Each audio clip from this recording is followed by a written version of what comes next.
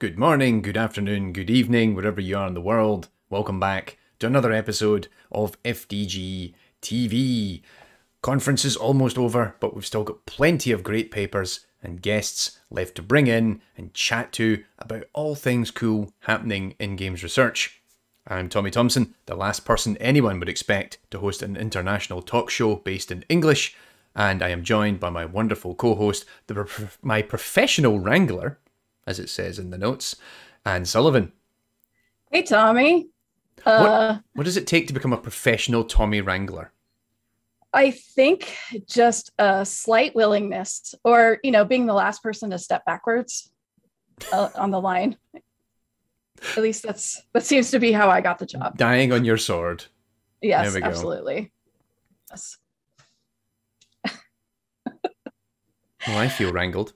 Good ears. I see we've got an ear change as well. Yes, absolutely. Have to represent the pink today. How many? Can I ask just how many different configurations, color schemes do you have? Absolutely a normal amount, like the same that everybody has. See, I only have one because I'm colorblind, so I'm just like, well, there's no point in diversifying. There's, you know what? Maybe it's not just one. If you're colorblind, maybe you have multiple. You just don't know. Right. Well, I'm going to stow that existential crisis for later. But yeah, how are we doing, Anne? Are we ready to go for another episode? I think we are. Yeah. We've had a great conference so far. We're going into the last day will be tomorrow, which is a little sad to say. But today we had the keynote from Mark Billinghurst. We've got the tracks continuing, game AI, game design and player experience, games beyond entertainment and game education. We had a panel, Playful Pandemic Pedagogy Online, the bad, the ugly, and the actually quite good. I'm excited because I think we can actually make that one because it's right after we record. Indeed. This is not a live studio broadcast, remember, ladies and gentlemen. Do not send your text messages in. We will not read them. I mean, we will. It just won't make any difference. Yeah. Granted, it might not have anyway. And we've got games and demos, of course. So please make sure to check the Discord server. You can see each of the games, try them out, and vote on them. So yeah, like remote conferences like this, after a few days, I think they get really tough because it's a lot harder to kind of switch off from the rest of your job. I mean, I know I had this today. You were at a meeting, I think, earlier. I've had, I spent the whole morning just doing admin, which, and that's what happens. You get later in the week, our energy levels really start to drop off. So we want you, if you're able to, right now, close that email you're writing because it's probably not that important. Unless, of course, it is actually really important, in which case, write it, finish it, send it, and then, close the editor. Okay, let me finish real quick. Yeah, you do that. Okay. In the meantime, everyone else, you got to just pretend you're in the hotel lobby with us, having a nice cup of tea for the next hour with no distractions. Except that's decaf coffee, but, that's just a secret for you and me. So, yes. We've got two guest segments coming up. And we also have the last episode of Best Paper Watch. Does Mike live? Does Mike die? Tune in to find out. Yes. Cliffhanger. Right. Shall we get on to our first segment? Yeah, let's do it. Why don't we bring in our first two guests? Alrighty. I will do the obligatory and swing over to this screen right now. That's enabling for all of our guests to come in and get comfortable. And then we can get swinging. We're going to edit this bit out. All right, without further ado, let's get into our first guest segment.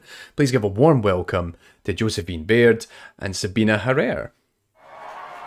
Hello to you both. Welcome. Oh, yes, Applause will be added in post, of course, but it's there. Yay. We're so happy to have you both on FDG-TV talking about your paper. So, first of all, welcome to FDG this year and FDG-TV. And for submitting, I think, one of my favorite papers. And I hate to say that because now everybody else we've talked to is like, what about me? But you know, that's okay. So I just want to do a quick summary of your paper for our audience. And the paper is titled Challenging Systems of Play Towards Game Design Ethics for Transgender Allyship.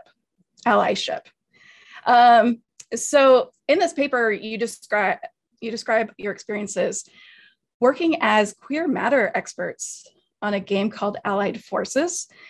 And it's a game that's intended to teach cis players about allyship. And the thing that I thought was really great about this paper is that you reflect on the cost of this work to you personally and the inherent ethical complexity of making games about trans trauma for and by cis people. So I also wanted to do just a couple of quick quick definitions. So cis, for those out there who are unfamiliar, cis is short for cisgender, CIS, gender. And that's when your gender identity matches the sex you were assigned at birth. So, and then the other thing I wanted to kind of describe is what we, and you can please correct my definitions if they don't match yours, but allyship is an active and consistent practice of unlearning and reevaluating that a person holding systemic power seeks to end oppressions in solidarity with a group of people who are systematically disempowered. So I think the important bits here are active and consistent. So with that kind of giving people some definitions, one of the things that I really appreciate about your paper is, you know, you were talking about the ramifications of working on this topic and this game, and how, you know, you're having to relive some of your personal experiences of trauma in order to do this, and how empathy games in general, where these are games where people are trying to create empathy through people playing them, it ends up being very harmful in many ways for those who are creating those games. And so I was curious, do you have, you know, have you thought about some alternatives to this empathy game, like how to embrace what you call becoming with, and, you know, maybe like, for example, using stories of resistance or speculative stories instead of focusing just on awareness and the trauma? And that was the longest question in the world. I can start. Go for it, Sabine. Yes. Yeah. First of all, thanks so much for the introduction of our paper and for inviting us here. It's really an honor to be here. And I think one thing to start with when it comes to empathy games, which is important to mention perhaps, is that this is a label that's often attributed to games that have not been made for the explicit purpose of educating anyone, right? So oftentimes these are games that are made by queer and other marginalized creators, sometimes with the purpose to entertain or to connect with like-minded people or people with similar experiences. So empathy games are rarely made in order to create empathy in someone specific, right? Whatever empathy is. That's something I'd like to kind of put into consideration, that that's actually a label that has been observed as a result of mainstream culture attributing something to particular games that happen to have queer creators. I see. Yeah, I think it's been really interesting because Sabine and I have been having this ongoing conversation about, well, first off, what is empathy? Why is it attributed to games, often by queer or marginalized communities producing games about their own experience? And why should that lead to people behaving better in general society towards us, right? It's just like, surely just an understanding that we're all equal and we're all part of the same social existence should do that, right? So why does that require that? On the other hand, it's also really obvious that being in a community and being in a society that doesn't often represent us, doesn't often communicate our experience in a mainstream way, that these kinds of tasks are important, that they are being carried out by other marginalized communities in different ways. And often it is material being produced by those people from those communities for people who aren't in those communities to learn about us. And so by learning about us and our issues, that perhaps they could become more supportive. And that this idea of creating, whether that's empathy or not, this is often how it's being discussed. And this is how it was sort of construed as a task for this particular game. And that's how we engaged with that. And that sort of led to this paper, is these questions of like, what is this thing? Should we be doing it anyway? And even if we are doing it, which is to try and create empathy, is there a cost to those people who are making those things? And that's sort of like the opening questions for the paper, and the considerations that are often invisible when these projects are engaged with. So in the context of the paper, we're talking about this game, Allied Forces, and it's very much a game about the trans experience for the sake of enabling allyship, but also being able to further communicate this to people, like that a lot of our actions that we can take can be as detrimental as they are supportive. Do you think that the issues you identify in the paper, particularly around this game, are different compared to, say, helping design a game with where the focus is actually on a prominent trans character, but the game is not explicitly about trans issues? Josephine, what do you think?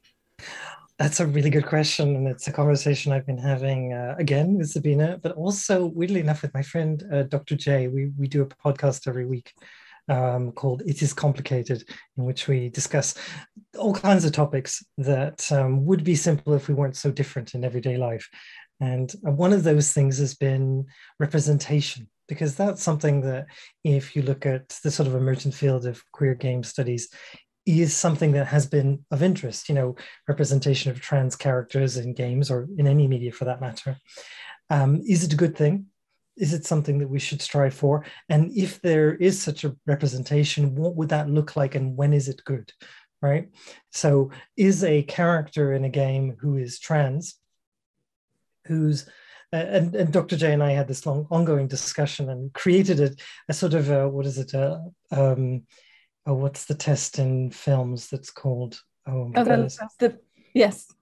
Yes, you know the one I mean. The sort of like the test for whether or not women are represented. Bechdel. Yes. We which has also been expanded for gaming to become the Grey test, which is about representation of Black and people of color in games. So this is also something to keep in mind. Absolutely. And Jay and I try to create our own version, which we call the Liver and Tota test, after two prominent trans and non-binary actors. And it was this idea of like trying to discern what would be a good representation, which might lead someone to consider trans or non-binary characters as actually being just people living in their social environment. And the difficulty is like, do you make that representation about their transness and their difficulties in society? Because that might actually end up suggesting that that's all they have to encounter and that's all they have to deal with. Or do you make it incidental? And then it's sort of like, well, but then surely their identity might have an impact on their environment, especially in a fictional world. And there's lots of interesting conversations about that. Most recently, I think there was The Last of Us Part 2, sort of prompted that kind of conversation, amongst others. And they're definitely to be considered. In this paper, in this game specifically, we talk about a slightly different project, but that's absolutely something that we've been talking about. Just to add something here, I think that one important question that's related to this, is it good or is it preferable to make a game about the trans or non-binary experience or incidentally about something, is also in our case with Allied Forces, the main question is what makes cis players learn that trans people are humans, right? Do they need to be in the experience of someone other who they continuously or continue to be complicit in their oppression, right? Do you need to identify with as this person in order to understand that you're complicit with that oppression? And what does that mean for play, right? Right. Yeah. I mean, those are very good questions. And I think that brings up a really interesting point about, when you're trying to design for these games and, how to do that representation while still doing it in a way that's respectful and not, not harming the creators, which again is kind of the whole point of your paper. And so I want to kind of go a little meta now because you talk about the trickle-down empathy model in this paper of creating these games for cis players to create empathy and hoping that the empathy trickles down to then help the trans people who created this game. And it's a little bit of a paradox. And so I was kind of curious. I kept thinking about these meta things while I was reading your paper. Like, did you experience something similar when you were writing a paper for a predominantly cis research community, for instance?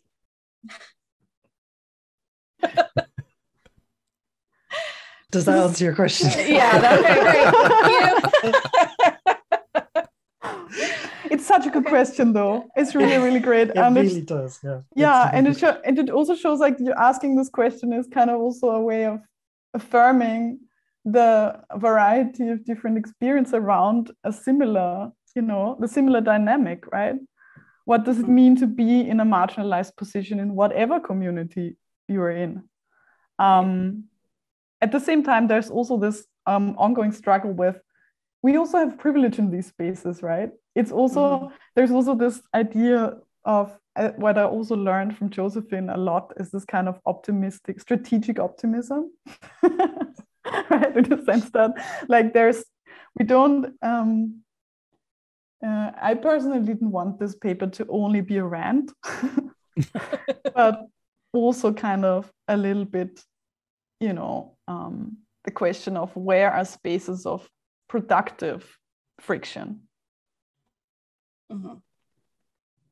Yeah, because it is a paradox. I think that's why I'm so. First off, it's wonderful to get such a response for a paper where you go, yes, that's exactly the intensely horrible, difficult conversations Sabine and I were having during writing this. It was a painful, but doesn't this actually mean? And you end up in a sort of like a Ouroboros sort of snake eating itself sort of paradox of like, well, if it causes us stress to create such a game, is it really actually being empowering to create such a game to help ourselves?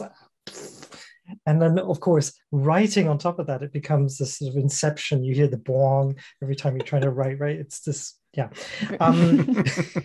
Insert academic variables here, whatever you're doing. Exactly, right. But yes, the thing is, like, we're both optimistic. And the thing is, this is also one of the ways in which the communities have been trying to do this in many other arenas for many years, is that we're aware that none of this is going to be perfect. Some of this is going to be messy. Like these are power relationships. We're embedded power relationships. We're trying to represent them, but also affect them. We're also including our experience, but that experience also makes it difficult for us. By having this conversation vocally and overtly is a way to manage that, is a way to deal with that. And I think that's the sort of outcome of it. And that's why I think I can be optimistic strategically or otherwise, because having that conversation has an impact. Designing the game itself and the process of talking about how that had an impact on us can have an impact on that conversation as well. It's an ongoing dialogue. There isn't a perfect answer here. And sometimes the impulse when there isn't a perfect answer is to withdraw from the conversation, to go, it can't be fixed. It's going to be a disaster. And what we're saying right at the end of the paper is, maybe it isn't always going to be able to be fixed. Maybe it's always going to be in dialogue. These dynamics are always going to shift slightly, but being aware of them and having a conversation like this with really good questions is a really good way of approaching a difficult topic that is really important to discuss. It's really important to have those conversations about. So I'm really glad to have them. sorry, Josephine. Also acknowledging the where there's the conversations are easier to be had, like where the conversation can be entered from different points of privilege, right? If you're a cis person watching this or kind of thinking about these questions, you probably have an easier time talking to other cis people about dynamics and your position in this, right? And also perhaps there might be some discomfort, but there's like different levels of discomfort in the conversation. Unfortunately, that's part of the deal. That's why we need the optimism to begin with. But I guess there's also this opportunity to see, where is my privilege locating me in terms of an empowering activity that I can do. I really like what you said, Anne, about this allyship as an activity. To some extent in our paper, we also talk about how this activity can be misguided in the beginning, right? Learning allyship, not being yet able to be an accomplice, but we are all kind of part of this, right? We're all experts and non-experts somewhere. So we all need help to become better allies in different contexts. And so we can also bond around our, this idea of not yetness, like we haven't learned something yet, but we can perhaps learn it in the future. Yeah, I think that's a really nice sentiment to think to like kind of ponder on. Yeah. Is one of the things, you mentioned your optimism, which I think is fantastic. And, you mentioned it in your paper as well. You have the hope for social impact and change. And I'm curious, do you have personal hopes for the future of trans people in, around, and as the subject of game designs going forward? And I'll let Josephine go first. Oh, that was mean. Yes. Oh, sorry. No, not at all. Actually, maybe it was actually the opposite of mean. I could see Sabina's face going, yes. Actually, yeah, I really am. There's a lot of reasons I am hopeful. There's been particularly difficult news this last week, yes, as I'm sure everyone is aware, where conversations are happening that being exposing horrific things going on within this environment, which can make one feel incredibly hopeless, including today, my goodness. And I almost don't want to go into, I mean, we can if you want, but it's been difficult to read. But having said that, on a personal level, as a trans creator, I've been an artist, performer, creator, now game designer and researcher for about 20 years. And in those 20 years, I've seen many different versions of opportunity and lack thereof. And I must admit, I do see shift in conversation. I do see shift. And I do see more discussion, more nuanced discussion. I found, I mentioned The Last of Us Part 2 just now. My friend Dr. J and I were on a podcast talking about this a couple of weeks ago. And I was saying 20 years ago, if you'd have told me there was any trans character in any game whatsoever, I would have been ecstatic to the point of ludicrousness. I might have been jumping around the room, etc. To then be having a conversation about whether or not that was a good character or whether the representation was proper, and if actually that their trans identity had been done well, had it been played by it was actually played by a non-binary character, this particular character, and that this was a revelation as well, and that we could have this nuanced conversation, and that was happening, made me really, really, really pleased. And so I do have hope, and I do have optimism, and I do see shifts, but there's going to be a lot of growing pains along the way, and some of it is going to be quite uncomfortable. As Sabine says, these conversations are going to make you feel that way, but I do feel hopeful, and I hope that we can be part of that conversation with a paper like this and to inspire it as well. So it's a growing pain. Yeah. The pain that you feel, it's a growing pain. It's a growing pain. It's a growing pain. It's a not yetness, which I really like. I wrote that down. The not yetness pain. So I had one of the things that I thought would be great to kind of, as we're beginning to approach the end of this segment, is that in this paper we're talking particularly about this game Allied Forces. At its core, this is a game that you are supporting the design of, but it is actually being made by cisgender developers. Are there any games by trans creators, including yourselves, that you would like to take a moment to kind of shout out here in particular, particularly for the audience here, that you hope that maybe people have played or check out if they weren't aware of before now? Sabine, have you got any on the list there? Yeah, I've from the top of my head, I recommend the games by Squinky and Jess Marcotte. And I think the games are all so small that you can play all of them. There's one in particular that I think is very interesting. I'm not sure I'm pronouncing it correctly with my Viennese English, but it's called Rest Convalesce. Mm-hmm. And it's basically just about recovering from surgery in a living room with a cat and a ticking clock. And you shall just rest in this game. If it's possible to click items that are around you in the living room, but if you click too fast and furious, the meter of recovery will go down again, and you have to start from scratch, so to speak. So you can softly maybe interact with your cat, but that's kind of it. And I think it's a wonderful, lovely small game. I can suggest a couple. I just wanted to correct something really quickly, that our team was made up of cis and trans and non-binary people. Okay. So the team was a collective effort. But those games, definitely, I would absolutely agree with Sabine. I don't believe I've played the Convalescence one, so I'm thinking about I'd be really up for that. Please do, because I broke my leg in January, and so. Oh no. Yeah. Anyway, long story. I thought about that. Right. Two I would suggest. One is, now I'm going to pronounce it wrong too. Eichenfell, which is a game about you are it's an RPG, I believe. You're in a school of witchcraft and wizardry. Surprisingly unrelated to other schools of the same kind, but designed by a team of people who from multiple backgrounds, including queer and non-binary ones. Really, really great representation in there, and a really wonderful, small, but fabulous game.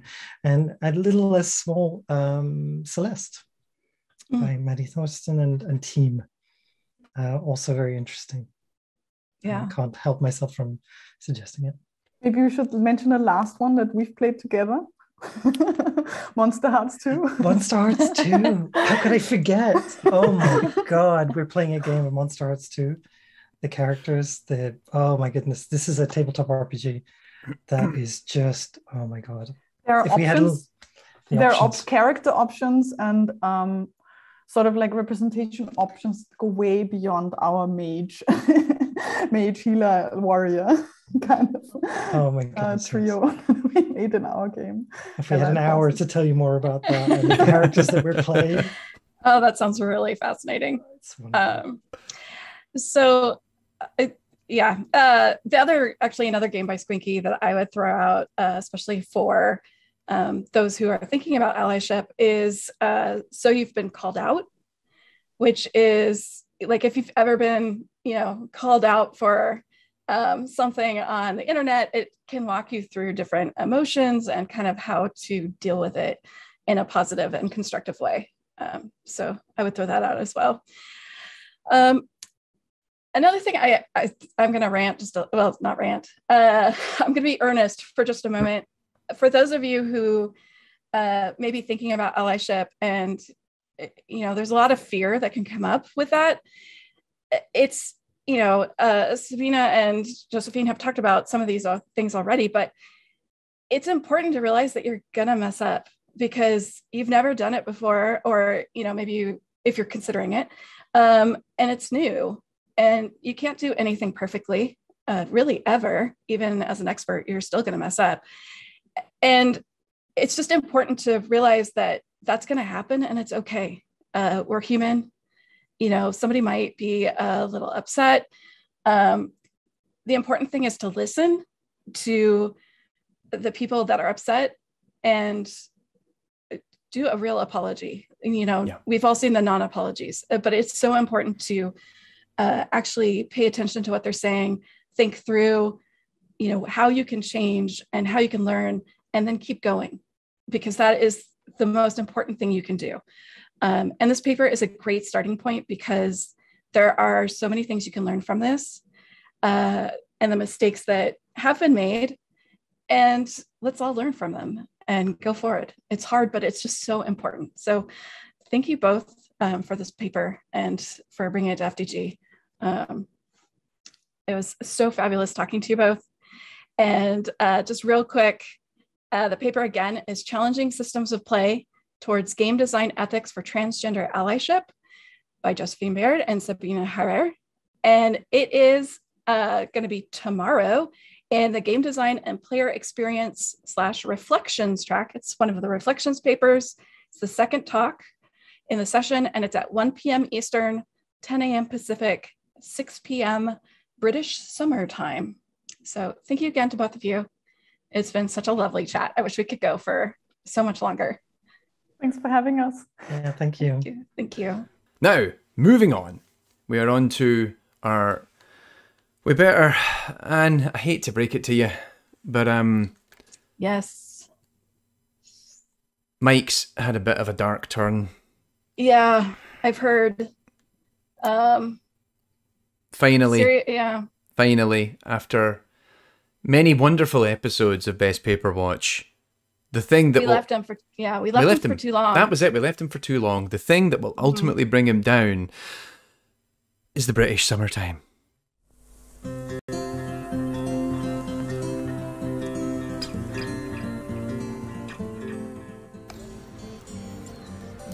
Hello and welcome to day 4 of FDG-TV. This is Best Paper Watch. My name is Mike Cook and we're in the wonderful forest, and I'm going to take you to find our very last paper of the week. Let's go.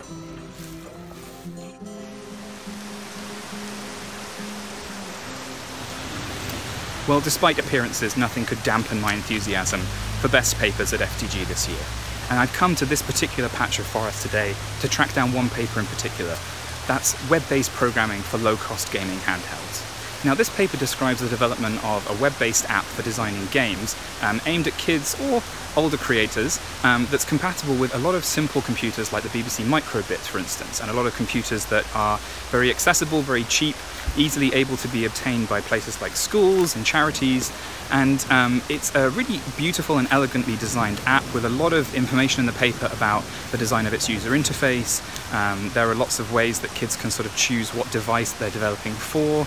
It's got a very intuitive way of expressing game logic and things like that. But more than the details of the app, I think this paper represents a very important thing that's required right now, which is better access to development tools, to development technology, without requiring big, expensive computers, big, expensive equipment in order to develop them on.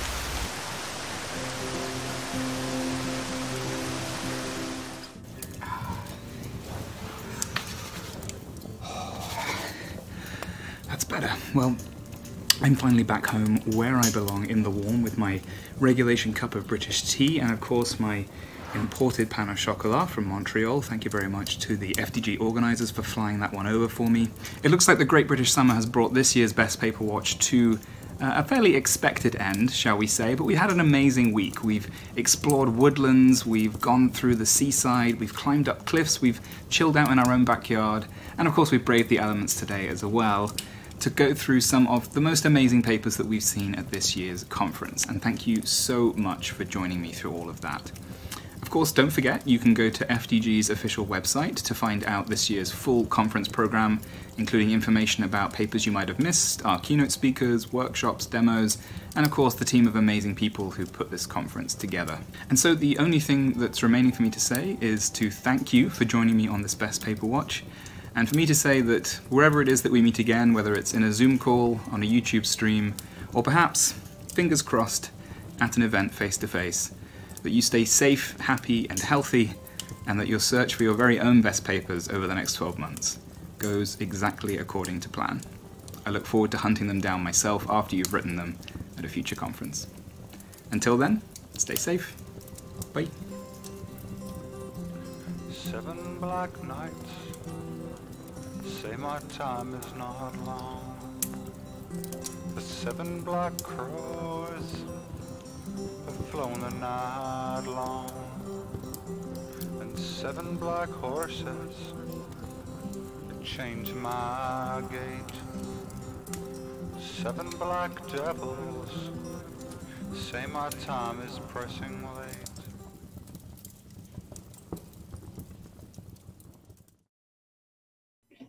All right. Thank you very much for that, Mike. Nice to see that you got home safe and sound.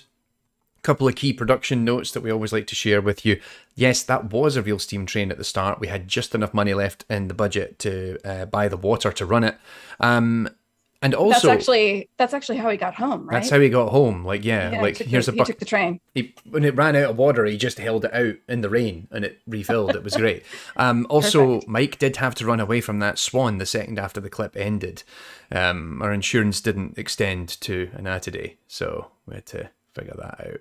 And apparently, according to Mike, him setting up that camera angle for the last clip with the laptop and the cup of tea, that took him longer than any other shot in the entire series.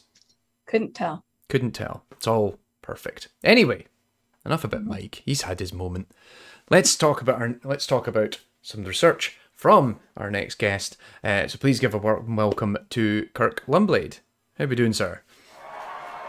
Doing great. How are you?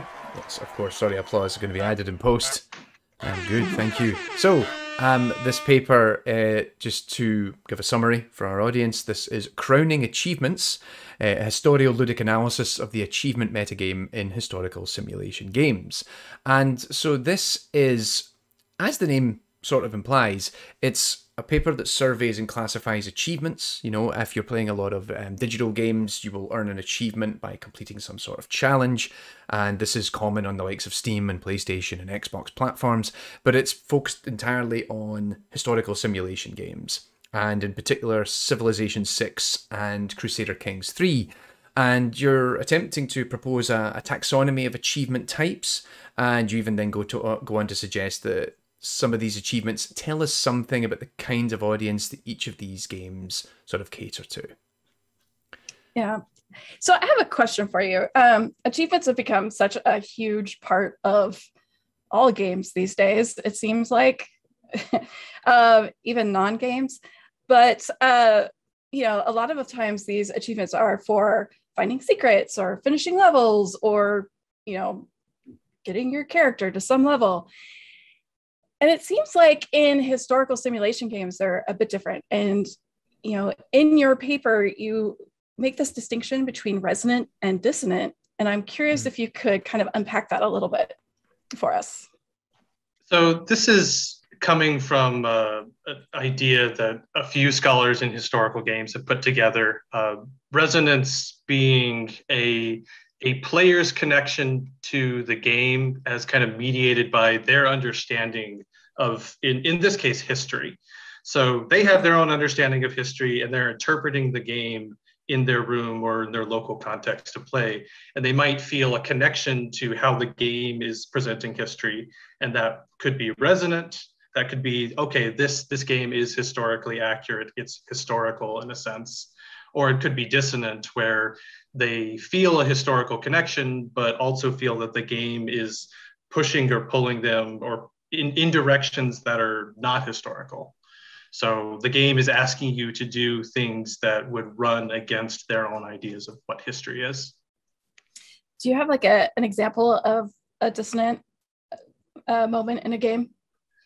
One of the classics, one of the achievements I actually cover is clearing the nuclear fallout with a Roman legion, which is a classic sort of anachronism.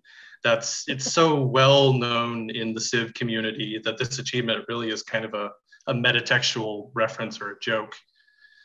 Because in order to achieve it, it's asking you to do something that generates that historical dissonance, to keep a Roman legionnaire around way past its usual sort of historical use state. And you have to play in generally a dissonant way in order to get there. Yeah.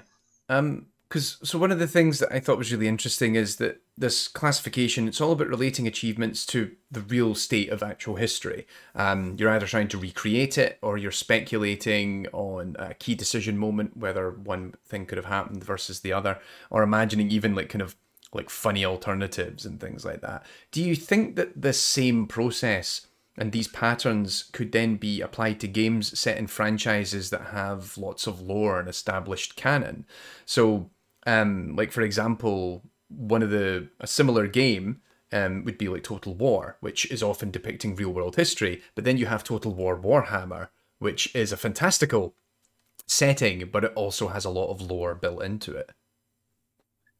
Yeah, there's definitely something there, and I played several of these games anecdotally, and I think it absolutely could transfer, particularly with those sort of large transmedia franchises like Warhammer, Warhammer 40K, anything Star Wars related, where there's a large body of sort of outside work that they're trying to build a connection to. And now I've just compared popular history to a transmedia franchise, which is probably something I should meditate on for a little bit. We'll give you time. Okay, no, we won't. Tommy will just edit out the meditation segment where I was actually now just thinking, as somebody who's a bit of a Marvel Comics buff, like what would be really fun, and I always really enjoy those actually in a lot of comic book games where they deliberately give you an achievement that is a you actually refer to these as kind of intertextual achievements, I believe, in the paper, that are in jokes or memes or what have you, that are only of reference to people that are diehard fans of that particular property. And I've been that person who's spent an inordinate amount of time to get that one achievement that I have to then explain to all my friends what it actually means. Yeah, those are also some of my favorites. The Jurassic Park achievement in particular, great. So one of the things you also mentioned in your paper is that badges can be a vehicle for learning. And, you know, we mentioned it a bit in the green room before this, that Joey Fanfarelli's work definitely comes to mind with this. And some of the achievements you mentioned in the paper have kind of a structured aspect to them that could be used as a way to increase learning. And I'm curious if that's something you considered in your work or maybe are thinking about doing in the future. That's definitely a future direction. My future work is really leaning into kind of how these communities are using these things kind of in the wild. And so I definitely want to look into our communities, subgroups, perhaps individual streamers and their followers picking these up, following through on them, and creating a sort of pedagogical context for it. And I think there's definitely, there's some evidence that in some subsets of the community, this sort of thing is happening. And there's a fair amount of literature on online communities surrounding these games that created these sort of pedagogical contexts in the past. So absolutely. Super interesting. One area that I got thinking about after reading your paper was some overlap with our guest, Charlene Foch, who came in on Monday, and they were talking about failure in video games and the ability to explore failure as a form of play. And then in your paper, you highlight consolation achievements for when the player fails. So, for example, like dying from stress in Crusader Kings 3, but also these dissonant interludic achievements that encourage players to explore mechanics that punish them, that ultimately could potentially lead to failure. Do you see value in crafting achievements that encourage or increase the risk of failure in games such as these? I think so. It depends a lot on implementation and how the game actually carries it through. But allowing people to encounter those failure states early and kind of incentivizing and providing that structure so they can figure out where the guardrails are is, I think, pretty useful. It also works really interestingly from a community perspective, where we can all go into the global achievement list on Steam and see how many people have run into this particular guardrail, how many people have failed in this way, have any of my friends failed in this way, and that can spark a lot of conversation. like, certainly one of the things I thought was really interesting as well is that save scumming isn't as persistent in a lot of these games. So, like Crusader Kings, for example, you can only attain these achievements playing Iron Man mode. So you can't, you know, do that thing of saving right before the critical decision and then trying both to see what happens. Do you think this then enables for, like, greater discourse among the player base? Because you end up with these, like, Twitch streamers, for example, who are going to seek out that one achievement. Yeah, there's definitely evidence, and I've talked about it in some of the community examinations that are in the paper, that these achievements, particularly the really, really difficult ones that have to be done on Iron Man, that can't be save scummed, and that are really hard. You have to demonstrate mastery of the game in order to even get close. Those are kind of badges of prestige in the community. Those, when you look at older Paradox titles that follow a similar vein, games like EU4 that have been around a while, players on the forums will list kind of the achievements that they've completed as their sort of credentials. It's their credentialing system for talking about the game. So if they're saying, you know, I've completed Raj of the Rajput Reich, which is considered the hardest achievement in EU4 last time I checked. And that serves as their sort of status marking to begin the conversation. Gotcha. Yeah, and I feel like Steam is really digging into that too, because now it's got, like, you know, here's how many people have gotten this achievement, and so you have that metric there all the time, and you know, sometimes it pushes you even further. So one of the things I really appreciated about your paper is that you use the analysis of the different achievements between those two games to draw some conclusions about the games themselves. And I was curious if you had, like, thought about this more. Do you see potential in categorizing games based on achievements, and kind of, you know, how far do you think you might be able to go with this? I'm not sure exactly how far, but definitely one of the next steps is to do exactly that, to take the achievement metagame and the game together and say, categorize them based on how the game is being framed, basically. Like, I've had this intuition after reading the literature on Civ and playing a lot of Civ and comparing it to these other historical games, that it's really working with history in a different sense than, say, Crusader Kings. And the achievement metagame really kind of bears that out. That's super interesting. Yeah, I'm looking forward to seeing that work continue. It'll be fun. All right. So speaking of, just a reminder that this is Crowning Achievements, a historioludic analysis of the achievement metagame in historical simulation games by our wonderful guest, Kirk Lundblade. And this will be the third talk of the Game Development Methods and Technologies / Game Criticism and Analysis track, which is at 10 a.m. Eastern, 7 a.m. Pacific, and 3 p.m. BST tomorrow. Yes. And Kirk, thank you so much. You've unlocked the FDG-TV guest achievement today. So wear that badge with pride. Thank you so much for being on the show with us. Yeah, really thanks for having me. Take care. Alrighty. Whew, we made it. And what you hopefully didn't notice, by virtue of some amazing editing on my part, is that there was some mild technical issues during that interview, and I nearly died a little. So if you notice a point where my face went really white, it's when I thought that we'd lost the recording and things weren't going according to plan. But thankfully, everything turned out just fine. Did it not? And everything was just... yes. Yes. It was beautiful. Perfection. Perfection. Nothing a little editing couldn't fix. Nothing a little editing can't fix, he says, as the editor, knowing... knowing what you're doing for the next hour and a half. Yeah. Well, I'm going to go and have dinner and probably lie down and and then go. Alrighty. So. All right. We have our photo challenge. We have the photo challenge. We need to do the photo challenge. What was our photo challenge for today? The photo challenge for today was to have people show us their games. And we are the foundation of digital games, so we wanted to see what games everybody is playing. This is not the start photo. It is the start photo. Oh, okay. Because it's done alphabetically. I see. All right. And that is... Well, that is Kaylee. So this is a game called Cat President 2, and Kaylee actually got to have a starring role in this game as one of the presidential candidates, Mr. Biscuits.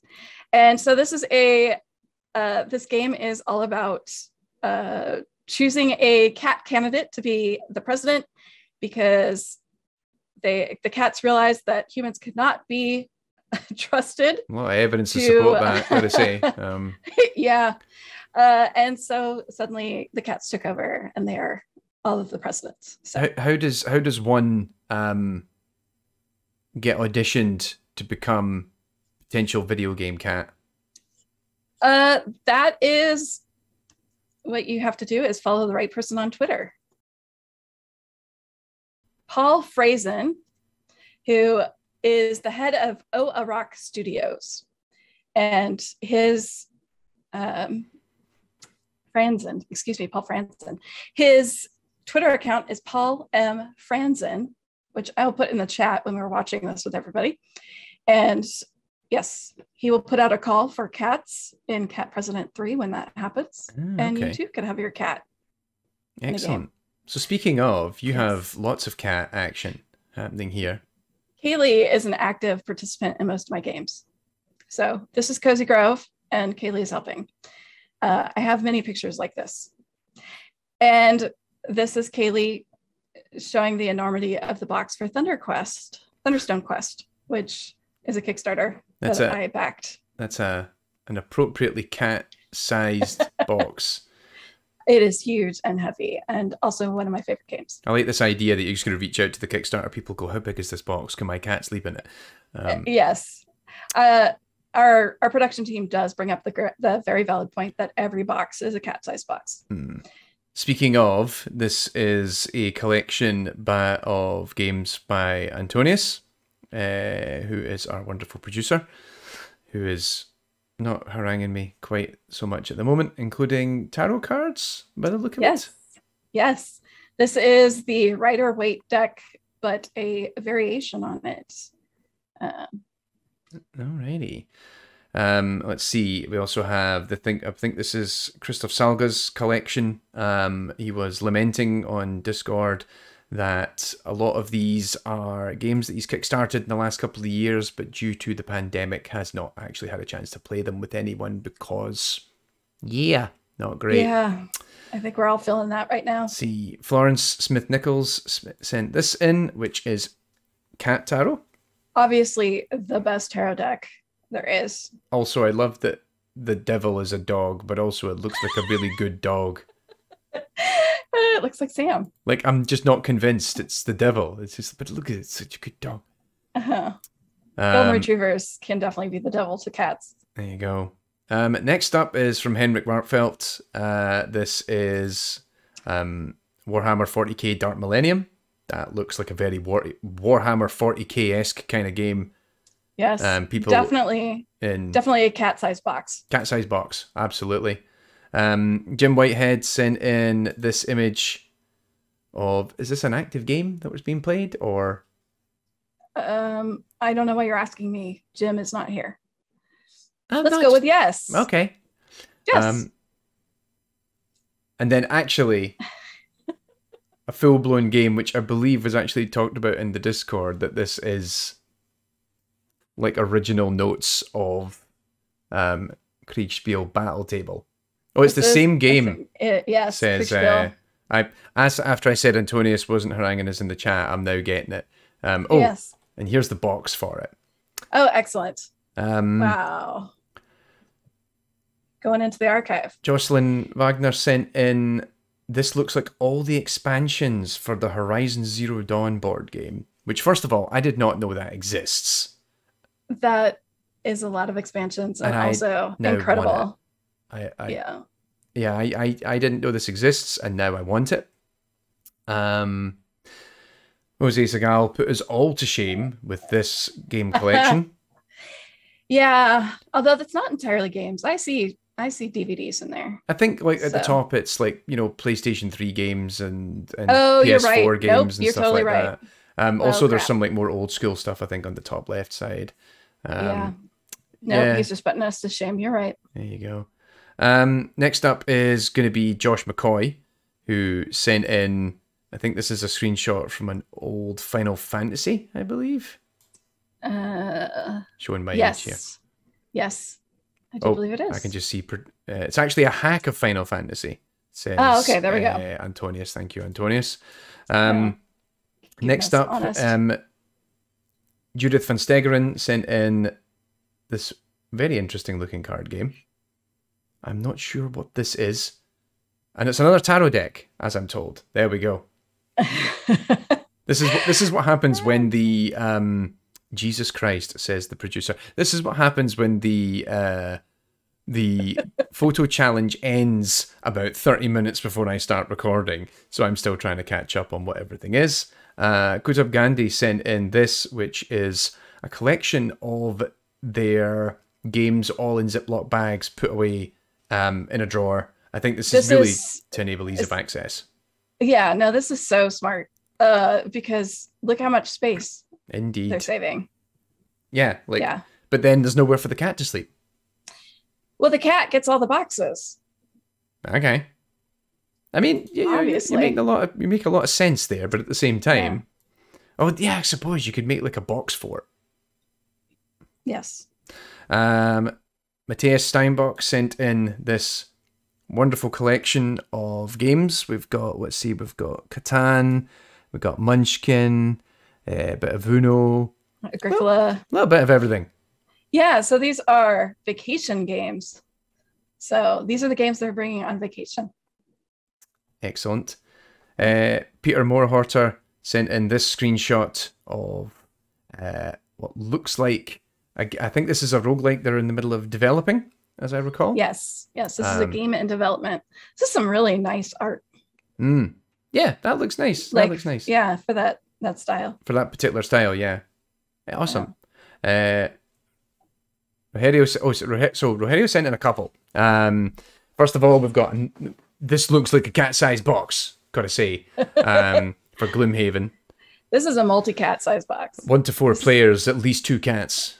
Yeah, cat family box. Absolutely. What else we got here? We got a bunch of other board games. Their photo of their Street Fighter collection still in the box, but we're going to come back to that because somebody else also posted photos of their Street Fighter collection. I believe so. Me. So I have kickstarted a few games over the years, and I kickstarted the Street Fighter board game about 3 years ago. And what happened is it finally arrived, I think, back in April. Now, the thing is that I paid for it, and the idea is it's a miniature card game, a miniature board game, sorry. I'll actually show you. I'm going to jump over to the next screen very briefly. That you actually play as a collection of Street Fighter characters. You fight it out on a map space and stuff like that. It's actually really fun. You can play it in like 15 minutes. It's even a game that my wife gets really into because she can beat the ever-loving shit out of me. And the game comes with 6 characters, but of course with all the stretch goals, I received around 40. Oh, goodness. So, and those aren't cat-sized boxes either. And yeah, here's I'll blow this up for you. Here's some a close-up of some of the characters from that board game. I think we're almost at the end. One of the last ones this is also from me. This is actually a screenshot from my video game, Sure Footing, which I finally released it on Xbox in May. We finally released it on Xbox One and Xbox Series S and X. And I wanted to just highlight this because this was actually something really that I was really passionate about and really excited by. This is actually a photo taken by my brother, who at that time when he took it had set a new high score across the Xbox Live leaderboards. And last I checked, he is still the #1 player in the world of my game on at least 2 different difficulty settings. That's amazing. Also, he kind of blew you out of the water. Yeah. Like, you're not even close. This was like 3 days after the game launched. Okay. Still. Yeah, for those of you who are not familiar with Tommy's handle, he is in the #2 position. Yes, get to the chopper, because I have a weird infatuation with Arnold Schwarzenegger movies. But yeah, it was funny because during the whole development process of that game, my brothers don't have a PC. They're not, they don't work in computing or anything like that. So they didn't have a PC to actually play any builds of the game. So getting it on Xbox was the first time really they got a chance to play the actual final game, even though it came out on Steam a couple of years ago. So this touches me in the feels that he's been such a hardcore player of the game. And then I'm going to visit Scotland next month, and he's like, "Oh, should we play the game against each other?" And I'm like, I don't want to get beaten at my own game now. Yes. And last but not least, from Travis, is a copy of Earthbound. Yes. Or Mother 3, as they call it. Yes. That's in good nick. It is. And it's good like... Yeah, it looks like it's got some cool swag with it too. Swag. I imagine that probably goes for a pretty penny now. Let me guess. There is actually a price tag on it, but it's too small. I can't read it. Enhance. Yeah. Anyway. All right. But yes. That's awesome. Wonderful set of photos. Thank you, everyone, for sending those in to us. Absolutely. And with that, I think we've reached the end of the show. Oh, good. We're done. Done. Yeah. Bye. Okay. All right. So let's talk about tomorrow at FDG. We have our keynote, Regan Mandrick, which is a sponsored talk by Zynga. The Reflections track is tomorrow. That is a brand new track at this year's FDG. And it is chaired by our very own Michael Cook. And there's the Paper and Competition Awards and closing remarks. So a lot to look forward to tomorrow. And of course, just as FDG is ending, so too is FDG-TV. This is the last day of our carefully curated programming. We will do one more special show tomorrow to close out the week. The big difference this time is we're going to be doing it live. This is something we've got into a little habit of doing, where at the end of the week, we actually run our post-mortem live on air. And so... it'll be Anne and myself, but as well, Antonius will emerge from the Discord server to join us live on air. It's going to be a black screen, actually. I don't think he's actually going to show his face. So just ominous presence. He fix his camera. Also, Mike has came out of the horrible British weather, and he'll be also joining us as well. So we kind of reflect on the week. We talk about FDG-TV itself, maybe chat with yourselves a little bit more live. So be there on the night or the afternoon, wherever you are in the world, and be ready to bring us questions and comments. And one thing I want to point out is that we will not be having a photo challenge, but if you have questions for us, you can post them in the Discord, and depending on how many we get, we will answer them live during the show. And so that's it for this episode of FDG-TV. Thank you very much for joining us. Thank you once again to Anne for being here. Thank you, Tommy. Keeping me on my toes. Trying to wrangle you, but did not do a great job today. Given the amount of editing you have done. And also thank you to all of our guests for coming in. It's been absolutely fantastic. And we'll see you all tomorrow. You take care of yourselves and be ready for the live stuff. Bye.